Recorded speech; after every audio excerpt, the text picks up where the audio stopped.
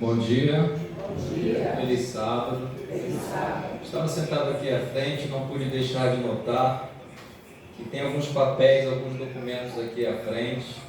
Eu perguntei para algumas pessoas de que se trata isso. Esse documento aqui é da senhora? São exames?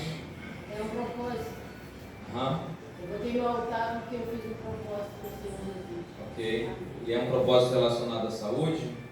A saúde, a minha saúde, a minha vida, igual tudo, saúde e vida. Como é que é o seu nome? Maria Conceição. Maria Conceição. Vamos ficar de pé nesse momento para a gente fazer essa oração então. Em favor da nossa irmã Maria Conceição. Bondoso Deus e amado Pai, te agradecemos novamente porque o Senhor nos trouxe à tua casa nesta manhã para aqui louvar o teu nome, para te adorar e para colocar no teu altar as nossas dores, as nossas angústias, os nossos pedidos. E a Dona Maria, neste ato simbólico de colocar esses documentos aqui, ela está entregando em tuas mãos a sua vida e a sua saúde. Que o Senhor possa cuidar dela neste momento, provendo a ela restauração, saúde, e que ela possa ter alegria a partir desta confiança que ela depositou no Senhor. Amém. Abençoe sua vida, sua família e todos nós que estamos aqui. Neste momento vamos abrir a tua palavra e pedimos que o teu Espírito Santo possa falar aos nossos corações, em nome de Jesus. Amém. Agora tem uma coisa. Quando a bênção chegar, você vai ter que vir aqui à igreja contar o testemunho para os irmãos. Os irmãos vão ficar esperando. Já falei com ela já. Já falou? Tá bom. Depois os irmãos vão querer ouvir também, tá? Não, mas com certeza. Bom, gente, prazer e alegria estar com vocês aqui novamente. Agradecer pelo convite e nós vamos hoje meditar um pouco na palavra do Senhor. O tema da nossa mensagem é a obra mais urgente. E o que determina que a obra de alguém seja urgente? Quando essa pessoa tem o senso de urgência dessa obra a partir de uma consideração do cenário. Por exemplo, o médico ele vai agir de uma forma com o paciente dependendo do quadro clínico do paciente naquele momento. Se ele está no seu consultório e chega lá uma pessoa com um problema no coração, algum tipo de problema no coração, então o médico vai analisar os exames, o médico vai dar algumas orientações, vai prescrever uma medicação. Se ele tiver um olhar da medicina integrativa, ele vai entender que aquela pessoa não é apenas constituída de coração e vasos sanguíneos. Aquele coração está com problema porque isso tem a ver com seus hábitos alimentares, seus hábitos de vida, se ela está dormindo ou não, se ela está vivenciando, principalmente naquele momento, um período de estresse intenso, em virtude de violência, em virtude de questões familiares e etc. Então ele vai agir com aquele paciente daquela forma, vai orientar, vai conversar e vai advertir. Se você continuar neste rumo, você vai se prejudicar. Agora suponhamos que o mesmo médico estivesse numa sala de emergência e agora adentra ali naquela sala aquele mesmo homem, não mais andando, não mais relatando o seu problema, mas em cima de uma maca porque ele está infartando. Será que o médico vai agir da mesma forma? Vai parar, vai conversar com o paciente, vai dar orientação. A atitude do médico vai ser outra. Ele vai correr, ele vai chamar os profissionais de saúde, ele vai imediatamente fazer uma intervenção medicamentosa para tentar reverter o quadro e fazer com que aquele coração novamente volte a bater. Ele pouco vai consultar aquele homem, porque o senso de urgência, o problema do homem naquele momento desperta o senso de urgência do médico para que ele possa agir daquela maneira. Se ele não tiver uma compreensão do que está acontecendo, ele iria estar tranquilo. E eu quero abrir a Bíblia com vocês no livro do Apocalipse, capítulo 14. E aqui a gente observa na ação deste destes personagens que eles estão de fato movidos por este senso de urgência a partir de uma análise, de uma avaliação que eles fazem das pessoas que estão precisando urgentemente das suas ações. Apocalipse 14, nós vamos ler alguns versos aqui. Eu já vou tirar o óculos e ficar sem ele, porque eu preciso ler, e eu leio melhor sem óculos. Eu vou te enxergar um pouco embaçado, mas o que importa é que a palavra de Deus seja lida e compreendida. Amém. Amém? Então vamos lá. Capítulo 14 do Apocalipse, a partir do verso 6. E eu gostaria que, enquanto eu estiver lendo, você observe a ação desses personagens. Ok? E vi outro anjo voar pelo meio do céu, e tinha o evangelho eterno para o proclamar aos que habitam sobre a terra, e a toda nação, e tribo, e língua, e povo, dizendo com grande voz: temei a Deus, e dai-lhe glória, porque é vinda a hora do seu juízo, e adorai aquele que fez o céu, e a terra, e o mar, e as fontes das águas. A gente sabe que o livro do Apocalipse, ele contém a mensagem mais extensa da Bíblia, porque Ellen White comenta que no livro do Apocalipse todos os livros da Bíblia se encontram e se cumprem.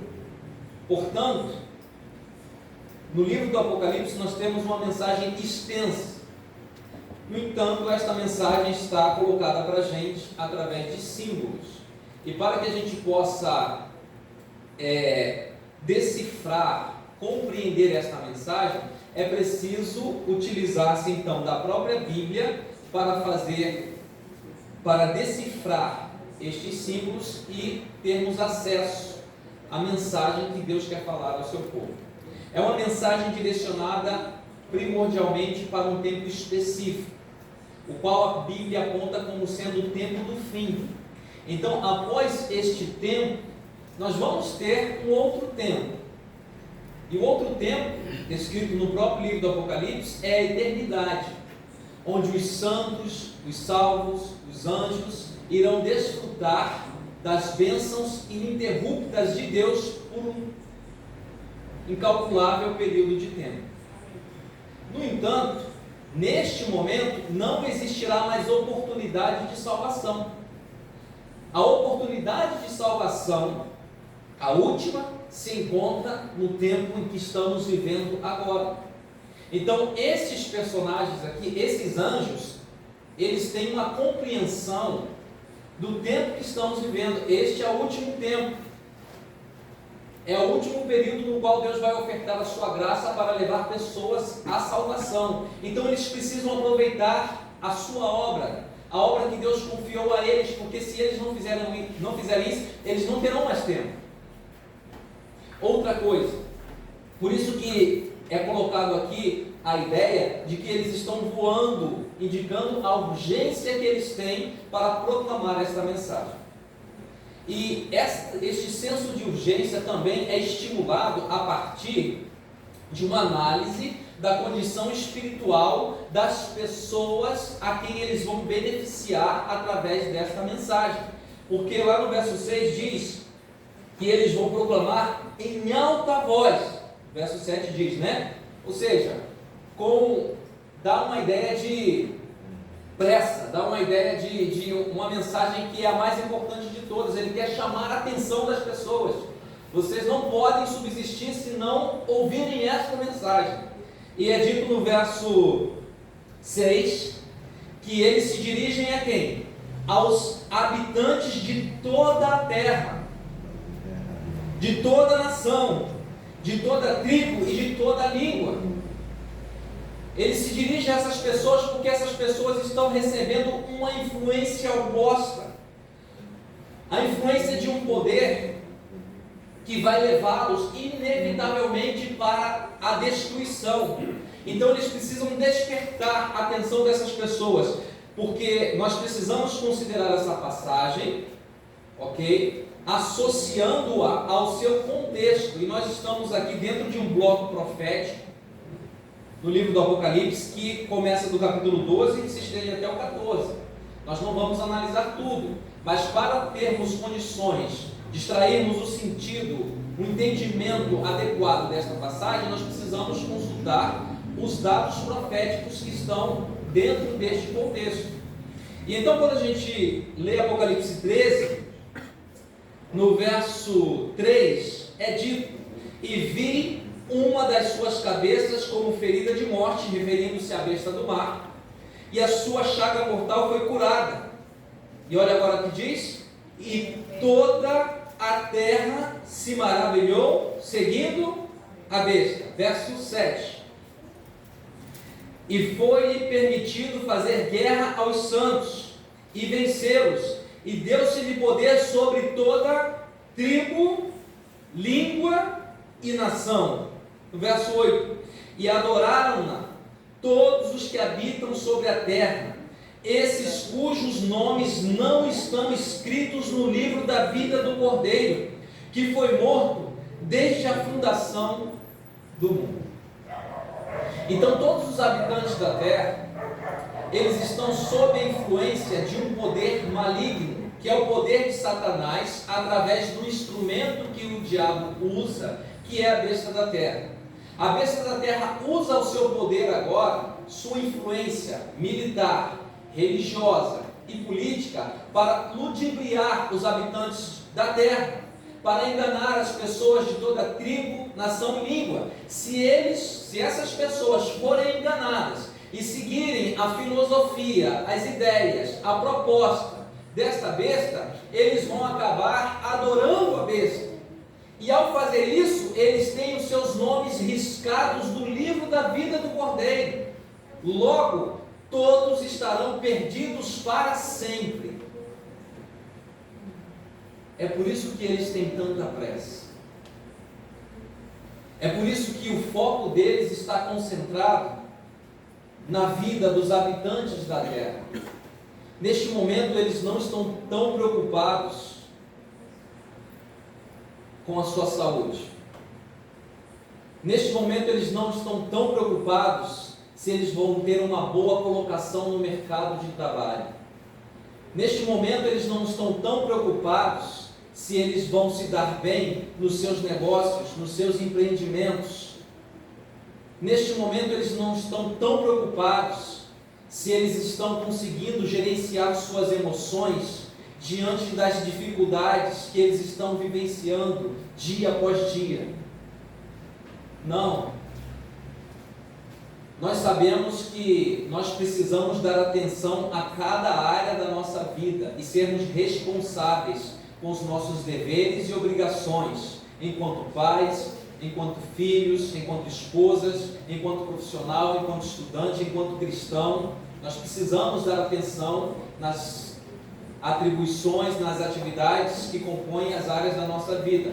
No entanto, o nosso foco principal, pelo menos desses personagens aqui, está direcionado àquelas pessoas que estão prestes a perder a sua salvação eterna.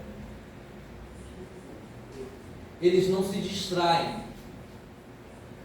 não estão distraídos com entretenimento, não estão pensando se vão enriquecer ou não, não estão pensando se vão se dar bem nesta terra, porque afinal de contas o seu lugar não é aqui. Eles estão preocupados em levar, em tirar a maior parte de pessoas da esfera de influência da besta, para que eles possam deixar de seguir a besta. E olha o resultado desta mensagem, Apocalipse 14, verso 4. Nos primeiros versos do Apocalipse 14, nós temos aqui o impacto, o resultado da mensagem, das 3 mensagens angélicas, aquelas pessoas que aceitaram as 3 mensagens angélicas. No verso 4 diz assim: estes são os que não estão contaminados com mulheres, porque são virgens. Estes são os que seguem a quem? O Cordeiro para onde quer que vá.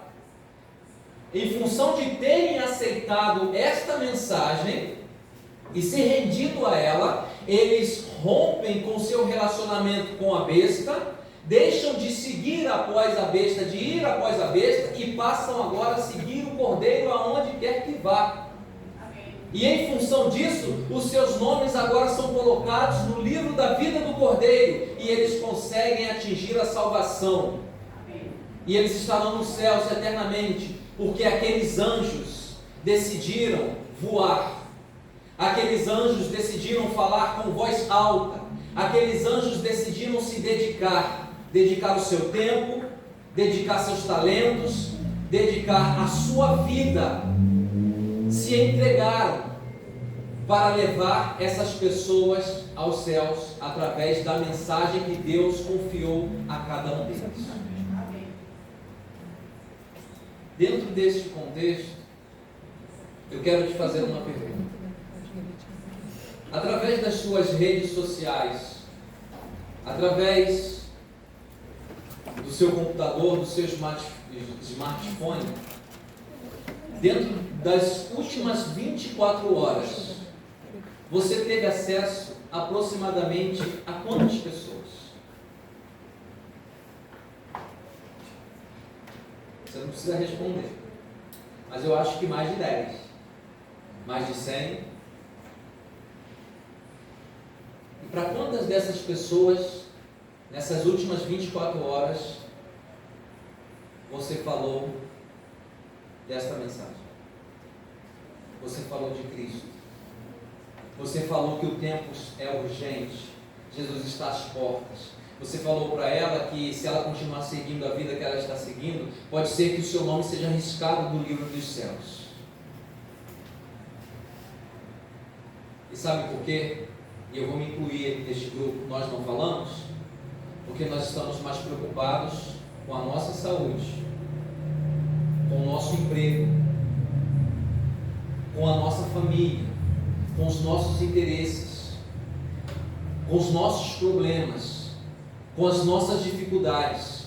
E esses problemas têm sido tão grandes, tão massificados, que estão absorvendo toda a nossa atenção e não está sobrando nada de tempo para nós advertirmos o mundo nestes últimos momentos que o mundo tem.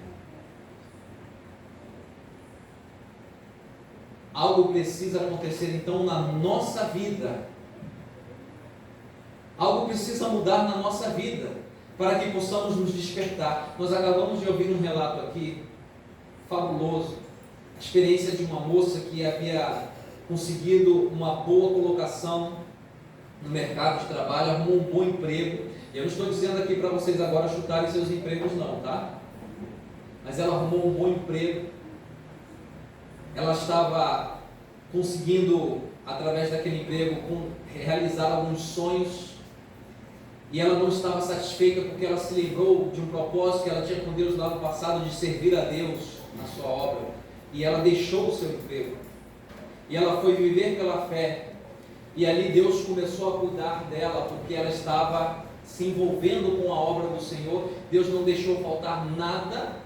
Deus providenciou tudo que era necessário para que ela pudesse então ter as condições adequadas para cumprir com o propósito pelo qual Deus a havia chamado. Ela confiou, mas quando ela entrou naquele ônibus, ela não sabia o que iria acontecer no dia de amanhã. Ela simplesmente se propôs, se colocou nas mãos de Deus para assumir aquele chamado, e foi. E Deus cuidou dela em cada momento do percurso. Deus não a desamparou, porque afinal de contas, essa obra é de Deus. Esse é um projeto de Deus para o tempo do fim. Eu tenho um projeto de vida, você tem um projeto de vida, mas se o nosso projeto de vida não estiver alinhado com o projeto de Deus para este tempo, nós estamos perdendo tempo. É por isso que nós estamos adoecendo, é por isso que nós estamos tão distraídos, é por isso que nós estamos tão angustiados.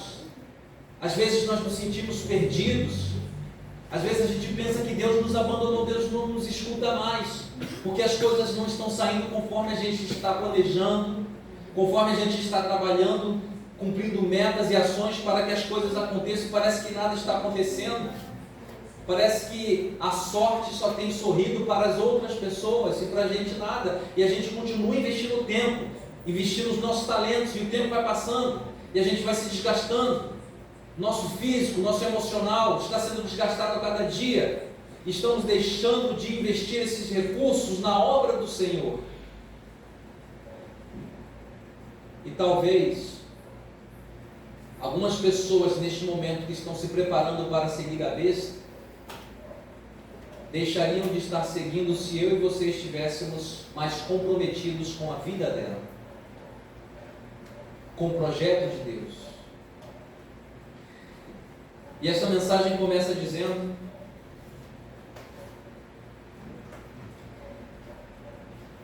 este anjo está voando porque ele tem o Evangelho eterno. O Evangelho eterno é a solução para libertar aqueles que ainda não estão com os seus livros escritos, seus nomes escritos no livro da vida do Cordeiro. É a solução para fazer com que as pessoas que estão seguindo a besta possam romper o seu relacionamento com a besta. E é óbvio que nós vamos ter aqui no capítulo 13 a ação desta besta em duas etapas. No período de Idade Média, onde ela estava forçando e dirigindo a consciência das pessoas, tolhindo as pessoas do seu livre-arbítrio, usando o poder do Estado, o poder militar, para impor seus dogmas e castigando cruelmente toda pessoa que se rebelasse contra seus ideais religiosos. Este poder novamente vai imperar. Daqui a pouco ele recebe o poder do Estado, que ele recebeu um golpe, uma ferida de morte, como a gente já sabe, em 1798. No entanto, logo esta ferida será curada.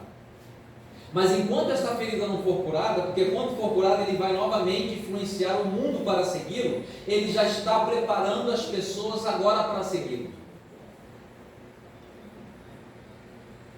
Porque a tônica primordial da mensagem do Evangelho é a salvação das almas. E a salvação só é possível mediante sacrifícios. Se Cristo não tivesse deposto sua vida, não tivesse se sacrificado, ninguém teria acesso à salvação.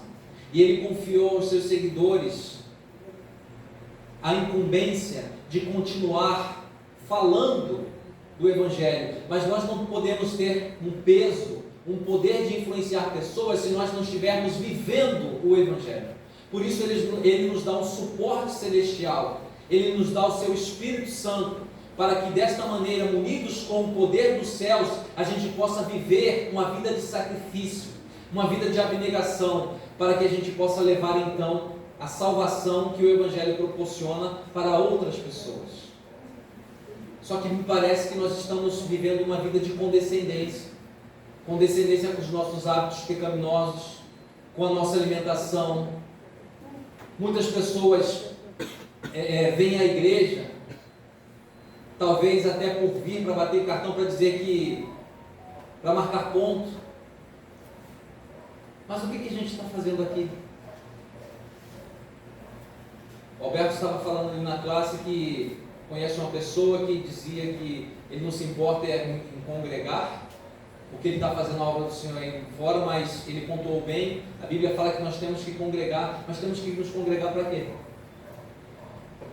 Estamos aqui reunidos para quê? Para saber um da vida do outro, o que você está fazendo, como você está vestindo, o que você está comendo, como você está arrumado, e aí está dando certo as coisas para você, não está dando? Por que a gente está reunido aqui? Só para ficar trocando informação, saber um da vida do outro, é isso? Esse é o propósito?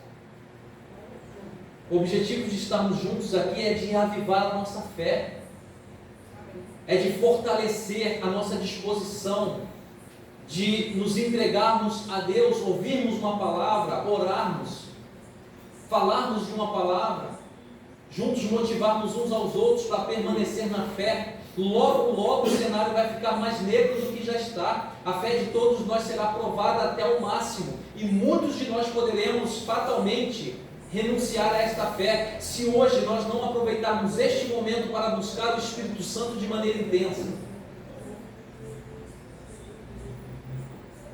Mas pode ser que há alguém aqui no dia de sábado, no tempo do Senhor, que ainda está pensando no carneiro, que está lá fora. está pensando nos problemas que estão lá fora e não consegue se dissociar dessas coisas, trazem para cá. E a nossa atenção está sendo completamente absorvida por esses problemas da vida. O que falta acontecer? Falta nós darmos mais atenção a esta mensagem. Livro de Romanos, capítulo 1, verso 16, Paulo, ele fala de que se trata este evangelho. Romanos 1, 16, diz assim: porque não me envergonho do evangelho de Cristo, pois o evangelho de Cristo é o poder de Deus para a salvação de todo aquele que crê, primeiro do judeu e também do grego. Evangelho é um poder. Evangelho não é apenas uma teoria. O Evangelho é um poder que provém de Deus e pode ser experimentado. Aí eu pergunto a você, qual o tamanho do poder de Deus? Quão impactante é o poder de Deus? Será que o poder de Deus é tão grande assim que pode me levar a me desvencilhar dos problemas que eu estou vivendo, de maneira que pode criar em mim condições para me entregar a Ele completamente? O poder de Deus não pode fazer isso por mim? Se isso não está acontecendo ainda, aonde está a falha? É dito que esse poder só vai ser experimentado por aqueles que creem. Porque sem fé é impossível agradar a Deus. Então o problema está em mim e em você, queridos amigos e irmãos. Nós ainda não estamos aproveitando o máximo, o potencial máximo deste poder na nossa vida, porque nós não estamos buscando os recursos para obter este poder, que é a fé. A fé é o braço que estende para se apropriar deste poder, para que este poder seja uma realidade na vida. E quando isso acontecer, nós vamos então poder convencer as pessoas do poder do Evangelho. Mas elas olham para a gente hoje e elas escutam os mesmos relatos de tristeza, de dificuldade, de incapacidade de lidar com os problemas da vida que ela vê em qualquer outra pessoa aí. Porque problema todo mundo vai ter nesta vida, e vamos ter problemas até Jesus voltar, porque neste mundo de pecado, o problema, ele é presente, ele é real. O diferenciador é a forma como lidamos com os problemas. E se esse poder atua de maneira abundante no nosso coração, então a gente pode encarar os problemas de uma outra perspectiva.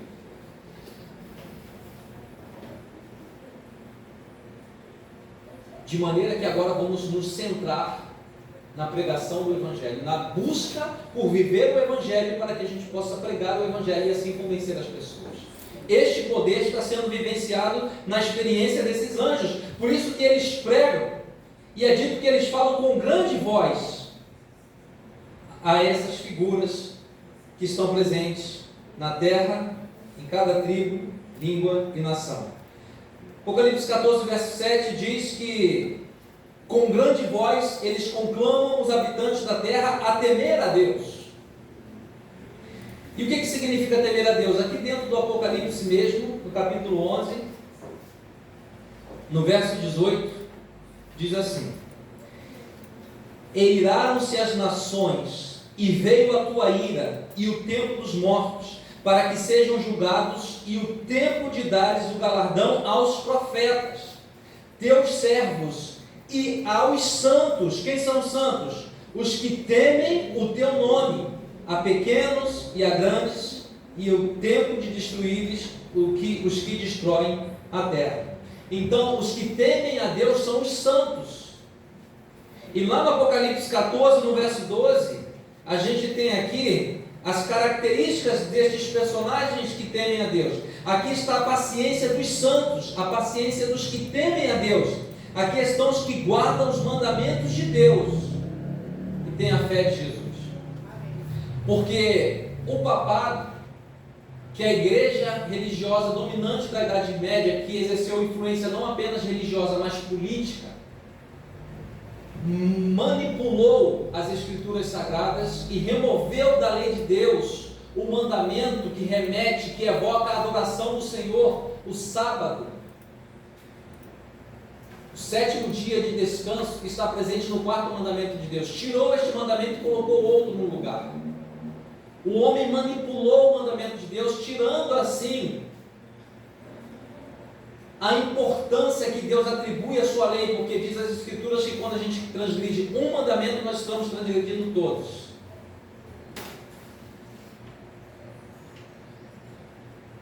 E aqueles que temem a Deus, não temem o homem.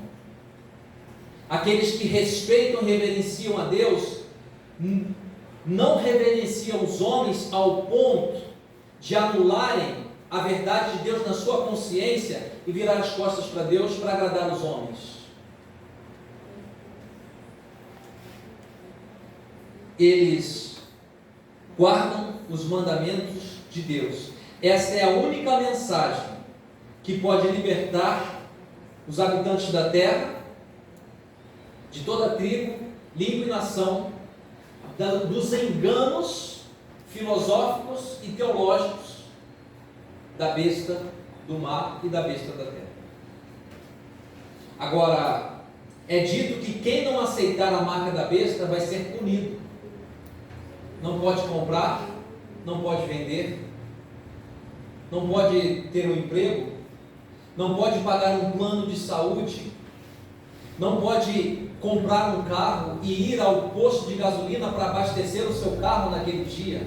Vai cortar a internet, vai acabar o Wi-Fi.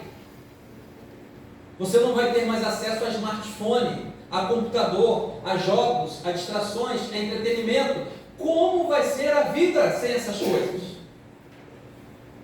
Sem as séries que nós passamos tanto tempo investindo, vendo uma após outra, e o nosso tempo e as nossas energias vão sendo perdidos ali.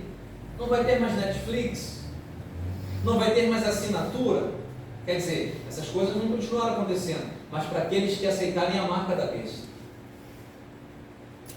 E o que dizer dos fast foods? Aquelas comidas açucaradas, gordurosas, palatáveis, saborosas, maravilhosas, que tanto nos encantam e nos levam à escravidão do nosso apetite. Satanás está preparando o terreno para que eu e você possamos aceitar no futuro breve a marca da besta. Porque se hoje, no período de ainda uma pseudo-liberdade religiosa, eu não consigo me sacrificar, abrir mão para dedicar tempo, para me engajar de forma plena na obra do Evangelho, na pregação, porque os meus interesses vêm primeiro, quando eu tiver com a espada no pescoço, com a arma na cabeça, quando eu estiver sob a ameaça de morte, aí é que eu não vou abrir mão mesmo.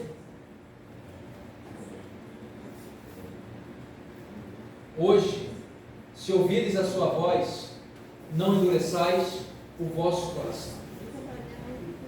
A oportunidade de servir a Deus é hoje, de renunciar é hoje, enquanto existe graça.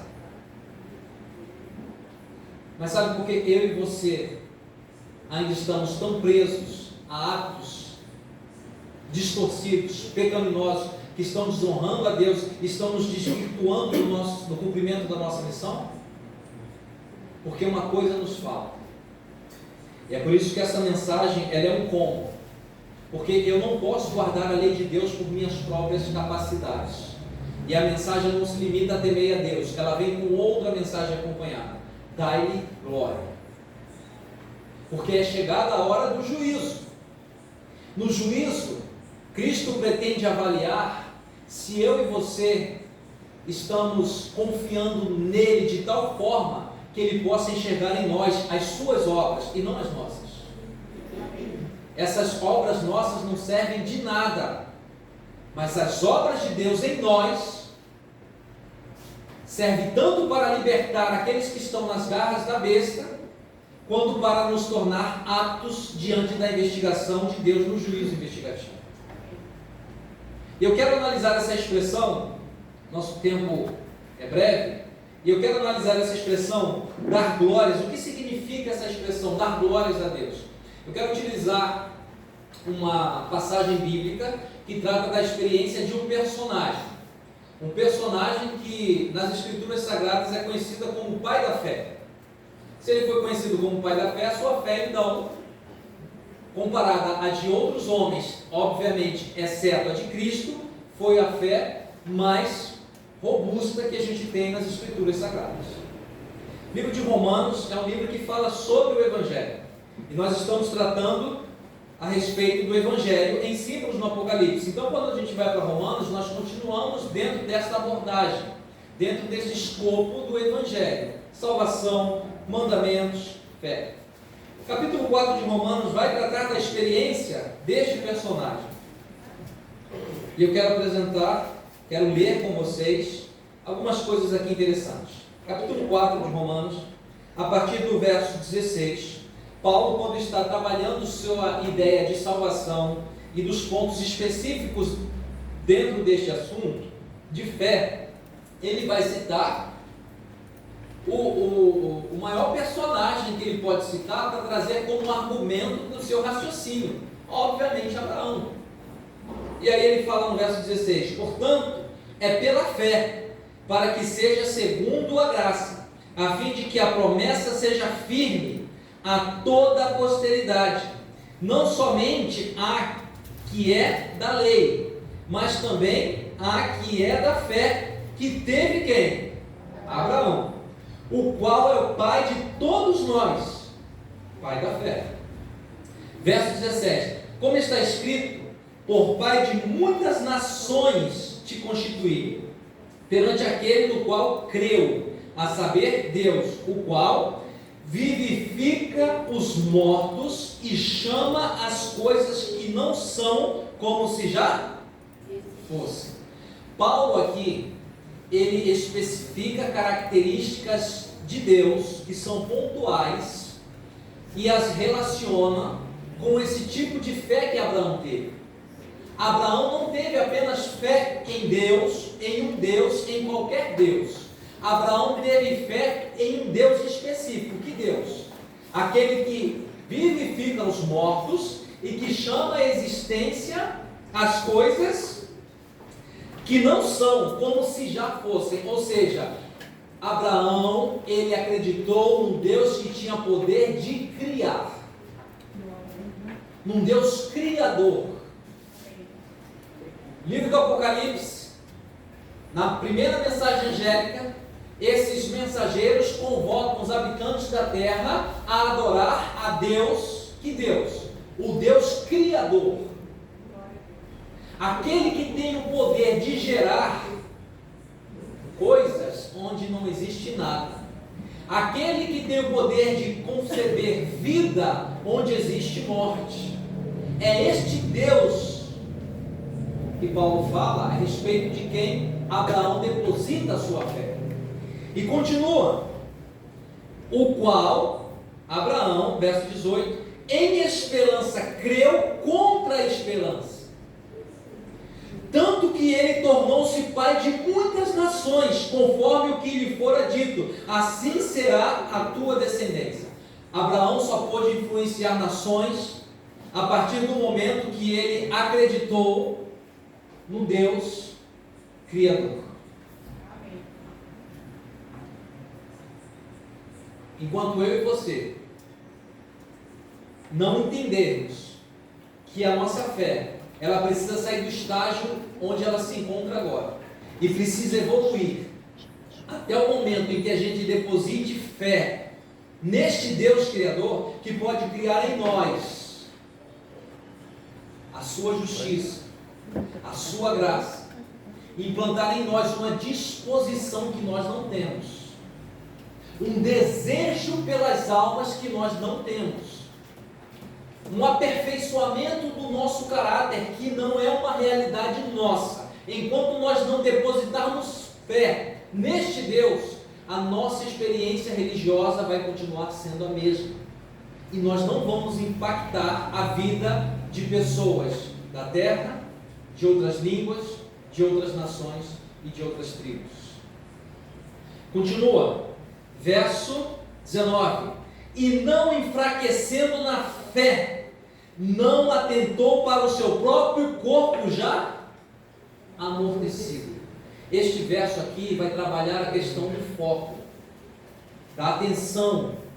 Aonde está dirigida a atenção de Abraão? Nós sabemos que Abraão tinha 100 anos de idade, né? Provavelmente sofrendo de disfunção erétil. Sua esposa Sara, também de idade avançada, já não tinha condições de ter filhos, era estéril, e ele tinha todo um cenário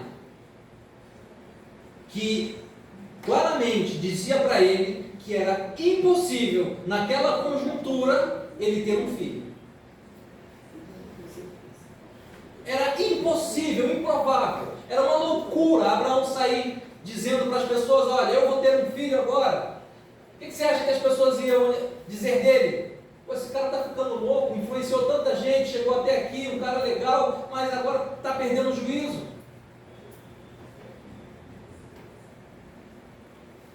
Há momentos em que, quando a gente reconhece que nós precisamos tomar decisões mais sérias na nossa vida, no sentido de estreitar o nosso relacionamento com Deus e viver aquilo que Deus quer para a gente, as pessoas vão achar que nós estamos ficando loucos, literalmente. As pessoas vão começar a nos rotular de fanático, de esquisito. E a gente sente essas coisas. Nós somos pessoas sociais. Nós queremos estar fazendo parte do grupo. Nós não queremos ser taxados como esquisito da história. Nós queremos ter aceitação das pessoas, não repúdio das pessoas. Infelizmente, muitos estão se abatendo com isso. Estão tirando o foco da sua preparação, do seu relacionamento com Deus, para focar mais naquilo que as pessoas pensam a respeito dela. Se as pessoas vão aceitá-la ou não, se ela vai agradar ou não as pessoas. E a nossa vida espiritual está indo ladeira abaixo. E Abraão não estava preocupado com isso, porque ele não atentou, diz o texto, para o seu próprio corpo amortecido, pois já era quase de 100 anos, nem tampouco para o amortecimento do ventre de Sara, e não duvidou da promessa de Deus, por incredulidade, mas foi fortificado na fé, dando glória a Deus. Dar glória a Deus não é um evento de um dia, não é uma decisão de uma hora, é uma experiência de vida. Dar glória a Deus é ter o senso de que Deus está continuamente presente diante de nós. Deus nos ama, Deus nos salvou, Deus nos tem chamado para nós, e Deus nos capacita, nos enchendo do seu poder, para que possamos viver à altura do seu elevado padrão de vida, para que possamos viver os princípios éticos dos céus aqui na terra. E quando nós queremos viver os princípios éticos dos céus na terra, nós contrariamos as pessoas. As pessoas passam a nos repudiar, nos rotular, nos desprezar, e muitos ficam olhando para essas circunstâncias. Abraão não focou na circunstância, no momento, ele focou na promessa de Deus. Muitos cristãos hoje estão intimidados por conta das circunstâncias deste mundo. Nós estamos vivendo num período, numa geração que está sendo profundamente influenciada por ideologias. Os proponentes dessas ideologias, eles se colocam como pessoas que acusam outros de serem autoritários, intolerantes contra a sua ideologia, quando na verdade eles é que estão transvestidos desta intolerância e desse autoritarismo.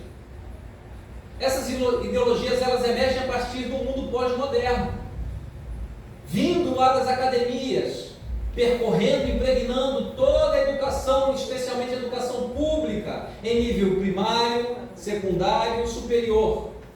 E essas ideologias agora, elas transbordam para a cultura, para a filosofia, para a política. Ela transborda agora para as famílias. E infelizmente está penetrando a igreja também. Os proponentes dessas ideologias, eles alegam que precisam trazer justiça social para o mundo. Porque a justiça legal, o governo, as igrejas, as famílias, não estão conseguindo trazer justiça social. Então eles precisam trazer justiça social, principalmente em termos de classe, de raça, de gênero, de sexo, de sexualidade. Eles têm a solução. E qualquer pessoa que pense contrariamente a eles é rotulado de retrógrado, fundamentalista, de ingênuo, é cancelado, é ameaçado.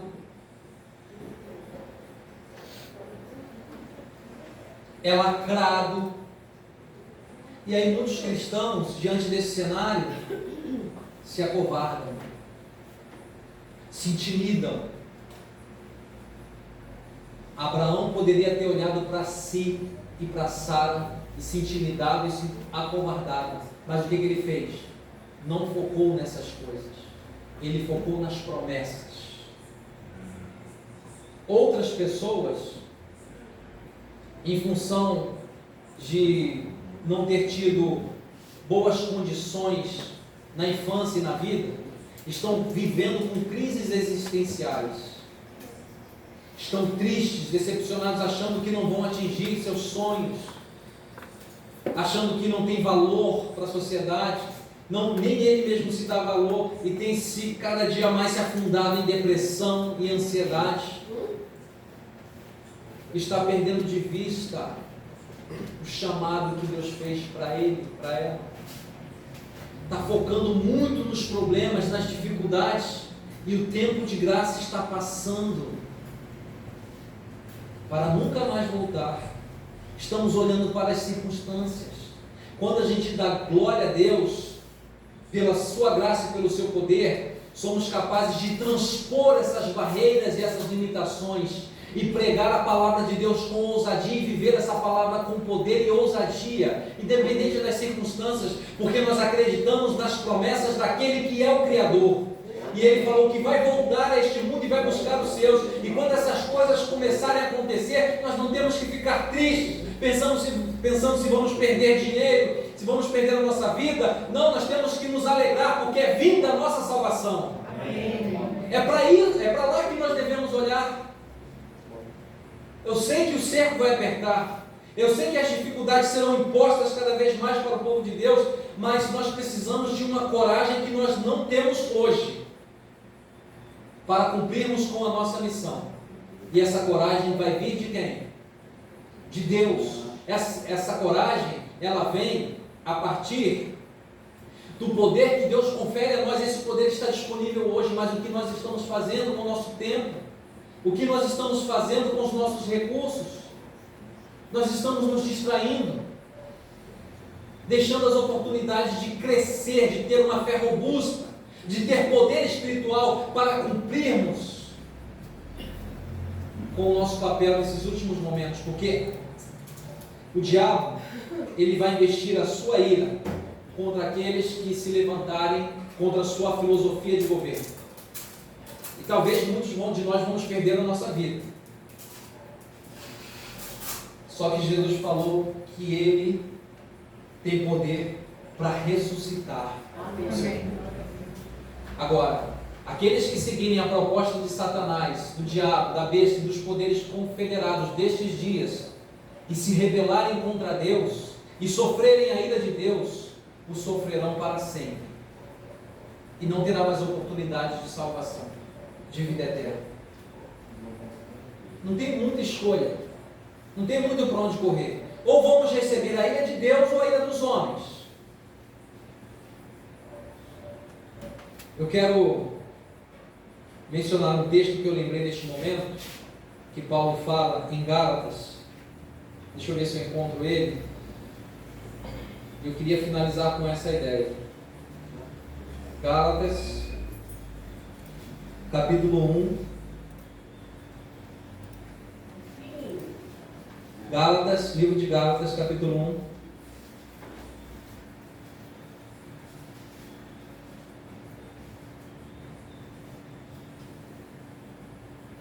Verso 10. Porque persuado eu agora a homens ou a Deus? Ou procuro agradar a homens? Porque se estivesse ainda agradando aos homens, não seria servo de Cristo. Sabe por quê, irmãos? Porque os homens, eu, você, nós não queremos Cristo. Nós queremos continuar na nossa vida confortável de pecados. Nós não queremos ser incomodados. Então, quando nós decidimos seguir a Cristo para renunciar ao nosso eu, renunciar aos nossos desejos e vontades pecaminosas, isso começa a incomodar os homens. E isso gera perseguição. E aí, para a gente não ser perseguido, para ser bem quisto, a gente quer agradar homens. E ao fazer isso, a gente renuncia à nossa fé. Deus está chamando cada um de nós agora para ter não só a consciência de que precisamos fazer uma obra urgente nesses dias, mas para dependermos inteiramente dEle, para que através do seu poder Ele possa nos qualificar para falar aquilo que as pessoas, que o governo não quer que fale, para agir de acordo com o que o mundo não quer que a gente haja. Mas ao fazer isso, assim como os discípulos do primeiro século, que foram lançados nas arenas para servir de espetáculos para as pessoas, porque eles estavam contrariando o poder dominante da época, mas não contrariando o poder dos céus, porque eles estavam fazendo a vontade de Deus, foram lançados e mortos. Muitos de nós podemos ser mortos nesses dias, mas isso não importa. Assim como os reformadores, a custo de suas vidas, eles fizeram com que a Bíblia pudesse chegar até nós. Os valores bíblicos de família chegaram até nós a preço de sangue. Deus vai contar com pessoas aqui que vão depender dele para continuar mantendo firme esses valores, ainda que caiam os céus. Pela graça de Deus, eles serão firmes, porque unicamente quando esses valores do Evangelho é presenciado na nossa vida prática, nós vamos convencer as pessoas de que vale a pena seguir a Deus e a proposta do Evangelho. Deus te abençoe, te fortaleça e te dê a graça para que você possa, a partir de hoje, considerar mais envolver-se com Deus e menos com seus gostos e com o mundo.